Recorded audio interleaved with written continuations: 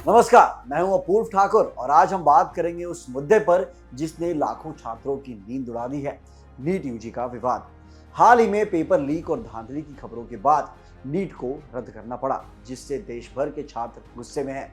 लेकिन सबसे चौंकाने वाली बात यह है कि इस पूरी बर्बादी को टाला जा सकता था। 2024 में जब पेपर लीक के शुरुआती मामले सामने आए थे, तब सरकार ने पूर्व इसरो प्रमुख के राधाकृष्णन की अध्यक्षता में एक हाई लेवल एक्सपर्ट पैनल बनाया था।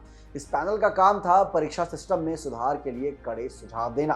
अक्टूबर 2024 में इन्होंने अपनी रिपोर्ट सौंप भी दी थी, लेकिन आज का सच ये है कि वे बेहतरीन सुझाव फाइलों में ही दबकर रह गए और उन पर कोई भी ठोस अमल नहीं हुआ।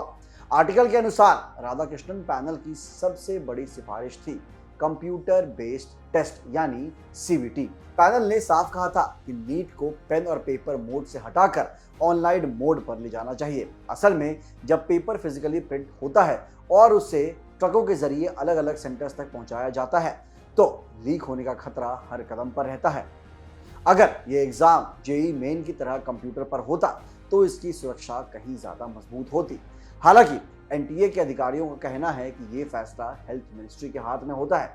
मिनिस्ट्री इस बात को लेकर हिचक रही है कि 25 लाख बच्चों का टेस्ट ऑनलाइन कराने के लिए कम से कम 15 शिफ्टों की जरूरत होगी, जिसमें नॉर्मलाइजेशन की प्रक्रिया जटिल हो जाएगी और कानूनी विवाद बढ़ सकता है। पैनल ने सिर्फ ऑनलाइन टेस्ट ही नहीं, बल्कि एक बीच का रास्ता यानी हाइब्रिड मॉडल भी सुझाया था। इसमें सवाल पेपर फिजिकल ट्रांसपोर्ट के बजाय सेंटर पर डिजिटल रूप में भेजे जाते, यानी एग्जाम से ठीक कुछ मिनट पहले सेंटर के सुरक्षित सर्वर पर पेपर आता और वहीं प्रिंट होकर बच्चों को मिलता। इससे रास्ते में पेपर लीक होने की गुंजाइश खत्म हो जाती। इसके अलावा पैनल ने कंप्यूटर अडैप्टिव टेस्टिंग की भी सलाह दी थी, जहां हर छात्र को उसके प्रदर्शन के आधार पर अलग अलग सवाल मिलते, जिससे नकल करना नामुमकिन हो जाता।